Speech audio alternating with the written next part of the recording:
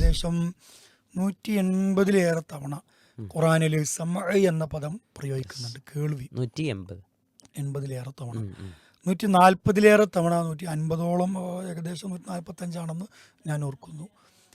Buzzer, കാഴ്ച എന്ന പദം പ്രയോഗിക്കുന്നുണ്ട്. അപ്പോൾ കൂടുതലും ഖുറാനിൽ ഉപയോഗിച്ച പദം കേൾവിയാണ് കാഴ്ചയേക്കാൾ.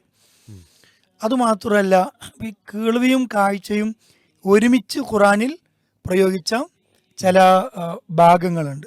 ഇപ്പോൾ വിശുദ്ധ ഖുറാനിൽ സൂറത്തുൻ നഹ്ലിൽ വജഅല ലക്കുമുസ് സമഅ വൽ അബ്സാറ വൽ അഫ്ഇദ, അവിടെ പറഞ്ഞപ്പോഴും അസ്സമഅ വൽ അബ്സാറ, കേൾവിയും കാഴ്ചയും. ആദ്യം പറഞ്ഞത് കേൾവിയാണ്. ഖുറാനിൽ എല്ലായിടത്തും പറഞ്ഞ ഏകദേശം ഒരു 17 സ്ഥലങ്ങളിലോളം ഖുറാനിൽ ആദ്യം പറയുന്നത് കേൾവിയാണ്.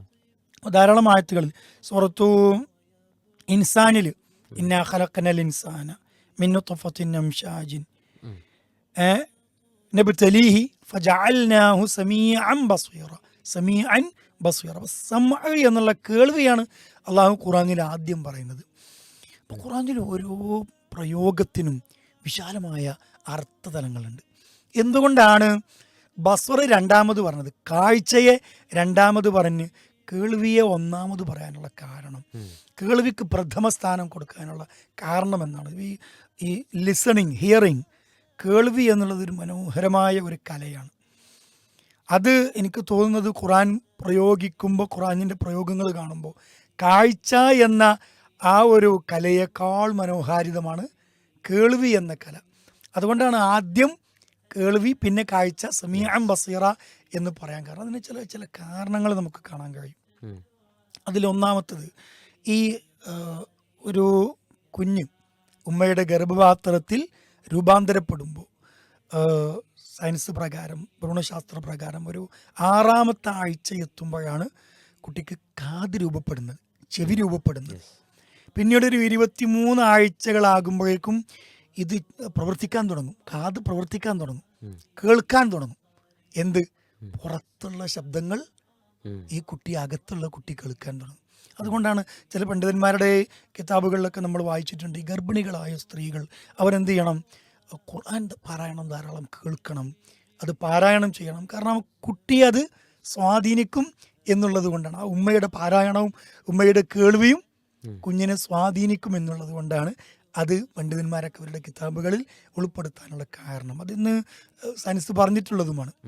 അപ്പോൾ നോക്കൂ നിങ്ങൾ, കേൾവി മനുഷ്യൻ്റെ ആ ആദ്യം തുടക്കം മനുഷ്യനുണ്ടാകുന്നത് കേൾവിയിലൂടെയാണ്. എന്നാൽ കാഴ്ച, അതിനുള്ള കണ്ണ് ഏകദേശം 7ാമത്തെ ആഴ്ച തന്നെ ഗർഭപാത്രത്തിൽ രൂപപ്പെടുന്നുണ്ട് എങ്കിലും ഗർഭപാത്രത്തിനുള്ളിൽ വെച്ച് കാണാൻ കഴിയുന്നില്ല, പക്ഷെ കേൾക്കാൻ കഴിയുന്നുണ്ട്. പിന്നീടും കുഞ്ഞായി പ്രസവിക്കപ്പെട്ട് പുറത്തേക്ക് ജനിച്ചു വന്നതിന് ശേഷമാണ് ആ കുട്ടി കാണാൻ തുടങ്ങുന്നത്. അപ്പോൾ ആദ്യം എന്തുകൊണ്ടും ഒരു മനുഷ്യൻ്റെ തുടക്കം കാഴ്ചയേക്കാൾ കേൾവിക്കാണ്. അതുകൊണ്ടാണ് ഖുറാൻ അങ്ങനെ തന്നെ ആ ഒരു ഓർഡറിൽ അത് പറയാനുള്ള കാരണം. പിന്നെ അതുമാത്രമല്ല, ഈ കാഴ്ച ജനിച്ചതിന് ശേഷം ഈ കുട്ടി കാണുക അത് പൂർണ്ണമായ, ഇപ്പോൾ 20/20 വിഷൻ എന്നാണ് നമ്മൾ പൂർണ്ണമായ കാഴ്ചയൊക്കെ പറയാറുള്ളത് പൊതുവെ. ഈ 20/20 വിഷൻ ഒരാൾക്ക് സാധ്യമാകുന്നത് ഏകദേശം ആ കുട്ടി 8 മാസം ആകുമ്പോഴാണ്. 8 മാസം ആകുമ്പോഴാണ് ആ കളർ വിഷനൊക്കെ ആ കുട്ടിക്ക് കിട്ടുന്നത്. അതുവരെ ആ കുട്ടിയുടെ കാഴ്ച അത്ര ക്ലിയർ ആകുന്നില്ല. അപ്പോൾ നോക്കൂ നിങ്ങൾ, ഖുറാനിൻ്റെ ആ പ്രയോഗം എത്ര മനോഹാരിതയാണ്, എത്ര അത്ഭുതപ്പെടുത്തുന്നതാണ്. കാഴ്ചയുടെ മുമ്പ് അള്ളാഹു കേൾവി പറഞ്ഞു. അപ്പോൾ അത് മാത്രമല്ല, ഒരു കുട്ടിയെ സംബന്ധിച്ചിടത്തോളം ആ കുട്ടി വളർന്നു വരുമ്പോൾ എഴുത്തും വായനയും വളരെ പ്രധാനപ്പെട്ട ഘടകമാണ്. പക്ഷെ അതിന് രണ്ടിനും എന്ത് വേണം? കാഴ്ച വേണം. എഴുതാനും വായിക്കാനും കുട്ടി പഠിക്കുന്നതിൻ്റെ മുമ്പ്, അഥവാ കാഴ്ചയിലൂടെ എഴുതാനും വായിക്കാനും കുട്ടി പഠിക്കുന്നതിന് മുമ്പ് കേൾവിയിലൂടെ പലതും കുട്ടി പഠിക്കുന്നുണ്ട്. അപ്പോൾ മാതാപിതാക്കളുടെ സംസാരത്തിലൂടെയും മറ്റൊക്കെ കുട്ടി ഭാഷ പഠിക്കുകയാണ്. ഇപ്പോൾ 2 ഭാഷ കൈകാര്യം ചെയ്യുന്നവരാണ് ഉപ്പയും ഉമ്മയും എന്നുണ്ടെങ്കിൽ, മാതാപിതാക്കൾ 2 ഭാഷ കൈകാര്യം ചെയ്യുന്നുണ്ടെങ്കിൽ ഈ കുട്ടി സ്വാഭാവികമായി 2 ഭാഷ പറയും, സംസാരിക്കും.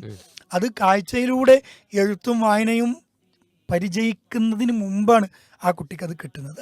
അപ്പോൾ അങ്ങനെയുള്ള ചില കാര്യങ്ങൾ, art of listening, art of hearing, 2 കാര്യമുണ്ടല്ലോ, ഹിയറിങ്ങും ലിസണിങ്ങും രണ്ടാണ്. ഇത് ഈ കാഴ്ചയേക്കാൾ അള്ളാഹു സുബ്ഹാനഹു വ തആല മുൻപിൽ കൊടുക്കാനുള്ള കാരണം അത് തന്നെയാണ്. അത് മാത്രമല്ല, എനിക്ക് തോന്നുന്നത് നമ്മുടെ ഈ തുടക്കം കേൾവിയിലൂടെ എന്നതുപോലെ തന്നെ ഒടുക്കവും കേൾവിയിലൂടെയായി നമുക്ക് കാണാൻ കഴിയും. ഒരു ഹദീസിൽ അള്ളാഹുവിൻ്റെ റസൂൽ കരീം സല്ലല്ലാഹു അലൈഹി വസല്ലമ പഠിപ്പിക്കുന്നുണ്ടല്ലോ, ഈ ഇദാ വുളിഅ ഫീ ഖബ്രിഹി ഇന്നൽ അബ്ദ ഇദാ വുളിഅ ഫീ ഖബ്രിഹി, ഒരു അടിമയെ അദ്ദേഹം മരണപ്പെട്ടതിന് ശേഷം ഖബറിലേക്ക് വെച്ച് കഴിഞ്ഞാൽ വതവല്ല അൻഹു സ്വഹാബുഹു, അയാളുടെ ആളുകളൊക്കെ പിരിഞ്ഞു പോകുമ്പോൾ ഇന്നഹു ലയസ്മഉ ഖറഅനി അലിഹിം, ആ ചെരുപ്പിന്റെ അടി, ആ കാലടിപ്പാട് അല്ലെങ്കിൽ ചെരുപ്പിന്റെ ശബ്ദം ഖബറിലുള്ള ആൾ കേൾക്കുമെന്നാണ്. അപ്പൊ കേൾവിയുടെ പവറാണ്. ഓരോ ജീവവർഗത്തിന് ഓരോ വ്യത്യസ്തമായ കേൾവിയാണ് പടച്ചോൻ സംവിധാനിച്ചിട്ടുള്ളത്. മനുഷ്യനേക്കാൾ കാഴ്ച കൂടുതലാണ് പരുന്തിന്, മനുഷ്യനേക്കാൾ കേൾവി കൂടുതലാണ് ഈ വവ്വാല് പോലെയുള്ള ജീവികൾക്ക്. പക്ഷെ അള്ളാഹു മനുഷ്യനെ സംവിധാനിച്ച കേൾവിയും കാഴ്ചയും അവിടെ ഖുർആൻ ഉപയോഗിച്ച ഈ തുടർച്ചയായി ഉപയോഗിച്ച സമഅ എന്ന കേൾവി ആദ്യം പറഞ്ഞതിലുള്ള അത്ഭുതപ്പെടുത്തുന്ന പല പാഠങ്ങളും നമ്മളെ യഥാർത്ഥത്തിൽ ഖുർആനിലേക്ക് അടുപ്പിക്കും എന്നുള്ള ഒരു മനോഹരമായ ചിന്ത ഇവിടെ സമർപ്പിക്കാൻ ആഗ്രഹിക്കുകയാണ്. ഓക്കെ, ഇപ്പം നിങ്ങൾ കേൾവിയെക്കുറിച്ചും കാഴ്ചയെക്കുറിച്ചും പറയുമ്പോൾ ഒരു 3 കാര്യങ്ങളിലേക്ക് ഞാൻ ചിന്തിച്ചപ്പോൾ എനിക്ക് കിട്ടിയ കാര്യങ്ങൾ, നമ്മളൊക്കെ ചിന്തകൾ വ്യത്യസ്തമാണല്ലോ. ഇപ്പോൾ ജീവിതത്തിൽ നമ്മളൊരു പ്രശ്നങ്ങളുണ്ടാകുമ്പോൾ നമ്മൾ ആദ്യം എന്താ പറയുക, ഒന്ന് കേൾക്കാൻ തയ്യാറാവണം അല്ലേ? ഒന്ന് കേട്ടിട്ട് കാര്യങ്ങളൊന്ന് മനസ്സിലാക്കിയിട്ട് അതിനെ, അപ്പോൾ കേൾവിക്ക് വലിയ പ്രാധാന്യം ഉണ്ട് എന്നത് നമ്മളെ ജീവിതത്തിലേക്ക് നമ്മൾ കൊണ്ടുവരുമ്പോഴും നമുക്ക് വലിയ ബോധ്യപ്പെടുന്ന യാഥാർത്ഥ്യങ്ങളാണ്. അതേപോലെ തന്നെ ചില കാര്യങ്ങളെക്കുറിച്ച് നമ്മൾ ഒരാൾക്ക് പറഞ്ഞു കൊടുക്കുമ്പോൾ അയാൾ പറയുന്നതിൻ്റെ അപ്പുറത്താണ്, അത് കാണുന്ന വേണം. അപ്പോൾ കേൾവിക്കും കാഴ്ചക്കും വലിയ സ്വാധീനം ജീവിതത്തിലുണ്ട് എന്നത്, ഇത് രണ്ടും നമ്മൾ അതിനെക്കുറിച്ച് ചിന്തിക്കുമ്പോൾ നമ്മളെ ജീവിതത്തിലേക്ക് തന്നെ വരുമ്പോൾ നമുക്ക് മനസ്സിലാക്കാൻ സാധിക്കും. അതോടൊപ്പം മൂന്നാമതായിട്ടൊരു പോയിന്റ്, ഇതിലൊക്കെ കുറേ നമുക്ക് ആഴത്തിൽ ചിന്തിക്കാറുണ്ട്. മൂന്നാമത്തെ ഒരു വിഷയം മനസ്സിലാക്കിയത്, ഇത് അള്ളാഹുവിൻ്റെ അപാരമായ അനുഗ്രഹങ്ങളാണ്. കേൾവിയാണെങ്കിലും കാഴ്ചയാണെങ്കിലും ഇതില്ലാത്ത ചില ആളുകൾ നമുക്കിടയിലൊക്കെ ഉണ്ട്. പ്രയാസങ്ങൾ അനുഭവപ്പെട്ട് സ്വന്തം മുഖം അല്ലെങ്കിൽ തനിക്ക് ജന്മം നൽകിയ മാതാവിനെ കാണാൻ സാധ്യമാകാത്ത, ജീവിതത്തിൻ്റെ അവസാനം വരെ കാണാൻ സാധിക്കാത്ത ഒരുപാട് ആളുകളുണ്ടല്ലോ. അപ്പോൾ കാഴ്ചയുടെ പ്രാധാന്യം നമുക്കതിൽ നിന്ന് മനസ്സിലാകും. അപ്പം അങ്ങനെ കേൾക്കാൻ നമ്മുടെ ശബ്ദം നമുക്ക് സംസാരിച്ച് അത് കേൾക്കാമെന്ന് മാത്രമല്ല, നമുക്ക് അങ്ങോട്ട് സംസാരിക്കണമെങ്കിലും ഒരു പക്ഷേ കേൾക്കാത്തത് കൊണ്ട് സംസാരിക്കാൻ കഴിയാത്ത ആളുകളുണ്ട്.